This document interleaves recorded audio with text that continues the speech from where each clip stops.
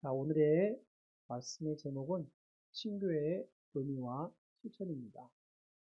오늘부터 다시 부활절이 오기 전까지 릭 워렌 목사님의 저서 중 목적이 이끄는 삶의 내용과 함께 설교를 이어가도록 하겠습니다.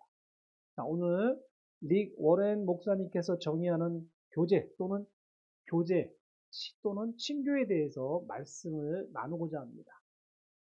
우리 교회가 예배 후에 함께 식사하는 시간을 저는 식사 시간 또는 교제 시간이라 하지 않습니다. 저는 성찬의 의미를 담아 친교 시간이라고 말합니다.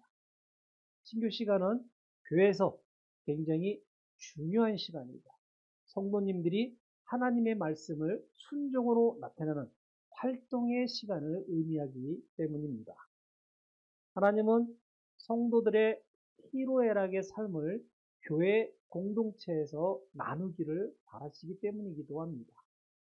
성경은 이러한 공유된 경험을 교제 또는 친교라고 부릅니다. 친교는 헬라어로 코이노니아에서 유래되었으며 이는 공유, 참여, 교제의 의미를 담고 있습니다. 이 의미는 성도들이 서로의 삶을 나누고 함께 기도하고 예배하며 서로를 돌보는 공동체적 삶을 포함합니다. 하나님의 이 좋은 계획이 오늘날 현대교회에서는 점차적으로 성경적인 의미가 퇴색해 가고 있습니다. 현대교인들이 친교를 단지 가벼운 대화를 나누고 함께 어울리며 음식을 먹고 즐거운 시간을 보내는 여가 시간으로 삼고자 하려는 경향이 강하기 때문입니다. 현대 성도들은 교회의 가장 큰 기능 중에 하나였던 친교를 부담스러워할 수밖에 없는 시대적 흐름선상에 또한 놓여 있기 때문이기도 합니다. 진정한 교제, 즉 친교는 예배에 참석하는 것 이상의 의미가 있습니다. 친교는 모든 성도들의 인생의 경험과 현실의 삶을 나누는 시간으로 이끌어가야 하는 주일 예배에 못지않은 형식과 절차가 없는 또 하나의 예배이기도 합니다. 친교 시간에는 이기적이지 않은 사랑, 진실한 나눔, 실제적인 섬김과 희생으로 서로에게 베푸는 연습의 장이기도 합니다. 신약성경에서 친교는 서로에게 위로를 주는 것을 포함하여 서로에게 어떻게 하라는 모든 명령들이 포함되어 있습니다.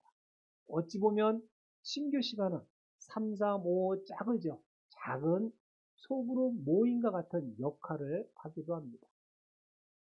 예수님은 소그룹으로 모이는 크리스찬들에게 엄청난 약속을 주셨습니다. 두세 사람이 내 이름으로 함께 모이는 곳에 나도 그들 가운데 있느니라.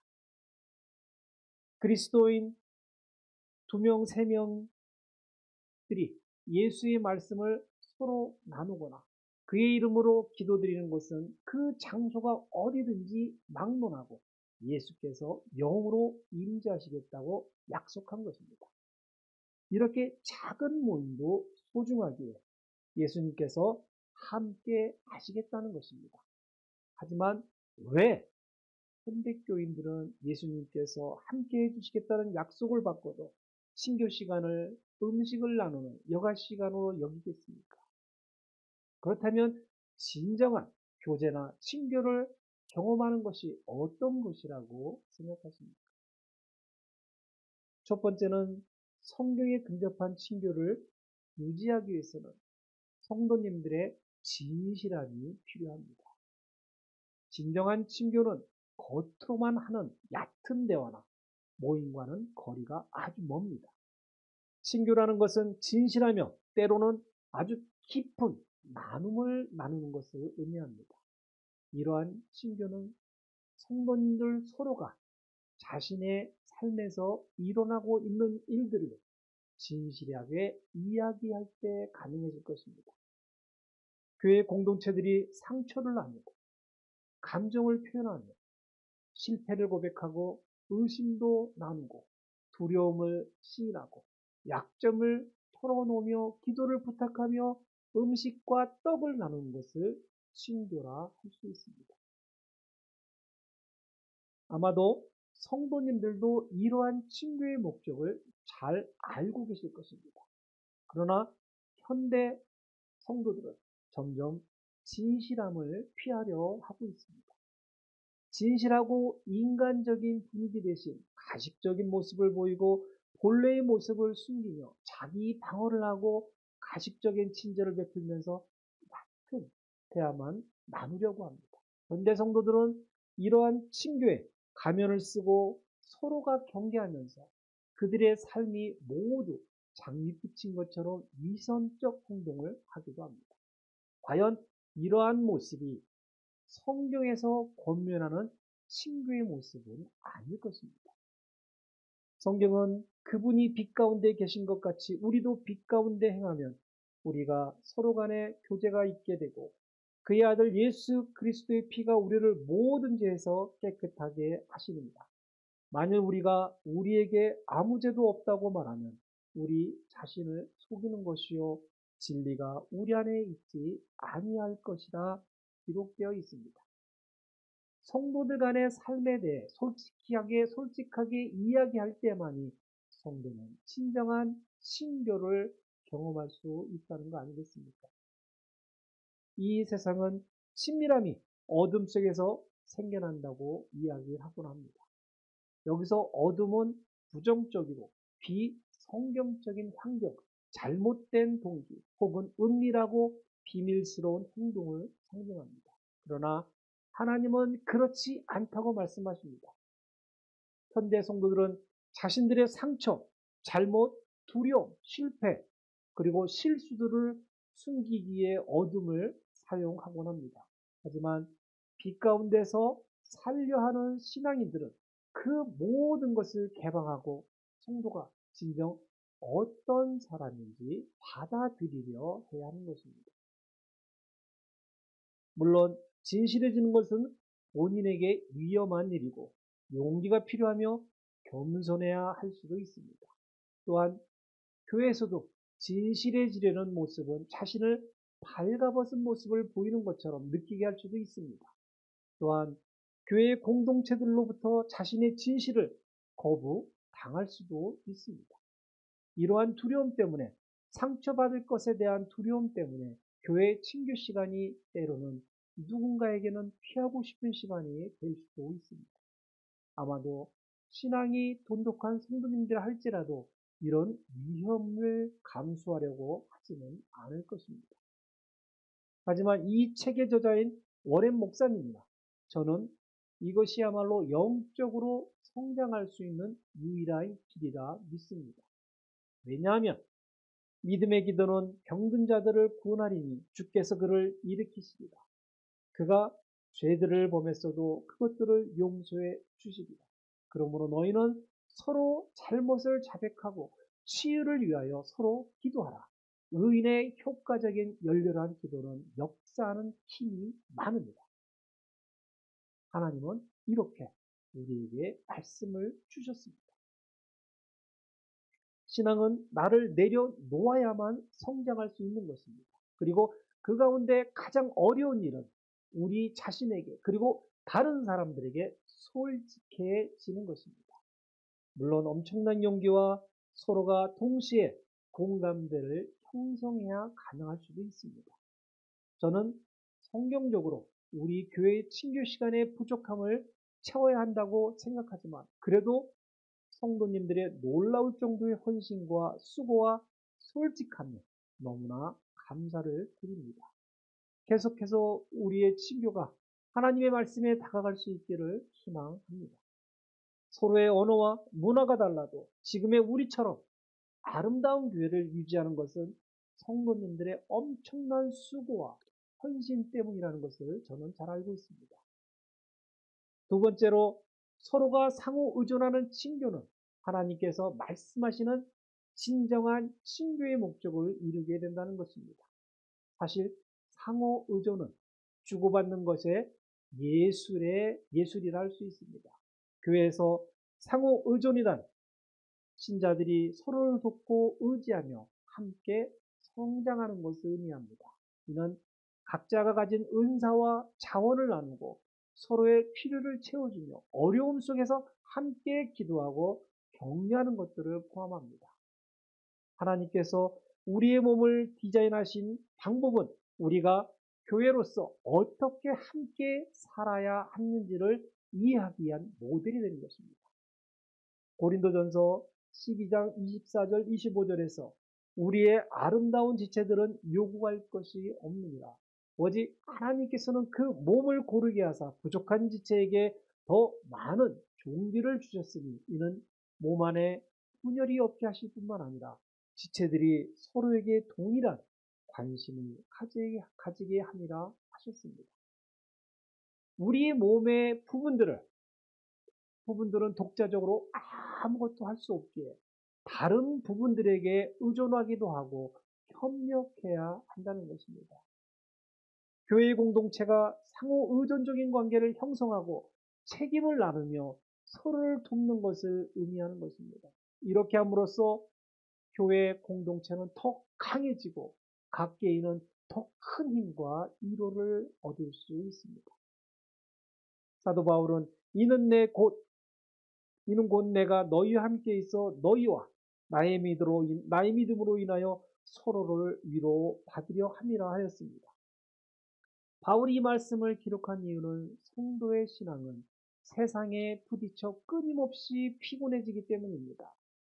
영적으로 피곤함을 성도들의 영의 음식, 말씀, 기도의 공급으로 채워 세상에서 영적 승리를 지속하기 위해 필요하다는 것을 강조하는 것입니다. 이러한 상호 의존적인 관계가 형성되지 못하게 되면 성도는 계속해서 세상에서, 가정에서, 교회에서 무너지고 스스로에게 무너지게 될 수 있다는 것입니다. 교회 공동체 누구와도 조건의 유무와 관계없이 이해득실을 따지는 것 없이 상호 의존해야 하는 것입니다. 이것은 한마음교회 성도 모두는 공동체 안에서 함께 걸어가고 서로 격려해주면서 믿음을 계속 이어가도록 해야 할 것입니다. 이는 여러분의 영적 이웃을, 교회를, 하나님을 떠받쳐주는 역할을 할 것입니다. 성경은 상호 간의 책임, 격려, 성김, 그리고 존경에 대해 다음과 같이 명령하십니다. 형제로 서로 다정하게 사랑하며 서로 존경하기를 먼저 하라. 일에는 게으르지 말고 영 안에서 열심을 내며 주를 섬기라. 소망 가운데 즐거워하며 환난 중에 참으며 꾸준히 기도에 전력하며 성도들의 필요에 서로 나눠주고 손님 대접하기에 힘쓰라. 너희를 박해하는 자들을 축복하라. 축복하고 저주하지 말라. 즐거워하는 자들과 함께 즐거워하고 우는 자들과 함께 울라. 서로 같은 생각을 품고 높은 것들을 생각하지 말며 낮은 데 처한 사람들과 같이 하고 스스로 지혜 있는 채 하지 말라. 아무에게도 악으로 악을 갚지 말고 모든 사람 앞에서 정직한 일을 도모하라. 가능한 한 너희 편에서는 모든 사람과 더불어 화목하게 지내라. 사랑하는 자들아 너희 스스로 복수하지 말고 진노하심에 맡기라. 기록되었을 때 원수 갚는 것은 나의 일이니 내가 갚으리라. 주가 말하노라고 하였느니라. 그러므로 내 원수가 줄이거든 먹이고 만일 그가 목마르거든 마실 것을 주라. 이렇게 함으로써 내가 그의 머리에 숯불을 쌓을 것이다. 악에게 치지 말고 선으로 악을 이기라. 성도가 그리스도인의 몸 안에 있는 모든 사람을 책임져야 하는 것은 아니지만 모든 사람을 위해 노력해야 하는 책임은 있습니다. 하나님은 우리가 할 수 있는 모든 것을 통해 서로 상호 의존하며 자신의 달란트를 통해 교회 공동체에 속한 모든 일들을 내 몸과 같이 돕기를 원하십니다. 하나님 말씀에 순응하시어 나를 소중히 여기시는 것도 중요하지만 옆에 신앙의 이웃을 소중히 여기실 수 있는 우리 교회 성도님이 되시기를 희망합니다. 세 번째, 진정한 친교를 통해 사람들과 공감하는 것입니다.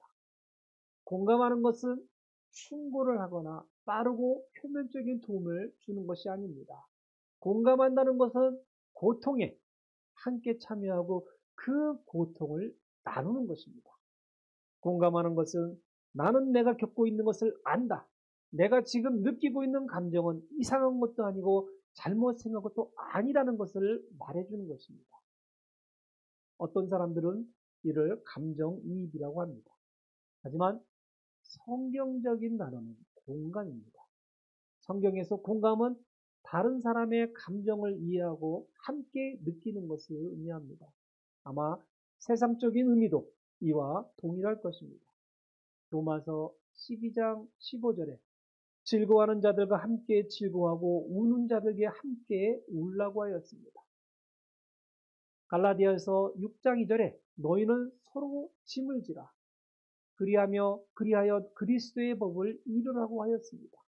공감은 즐거움, 슬픔, 고통을 나누는 것입니다.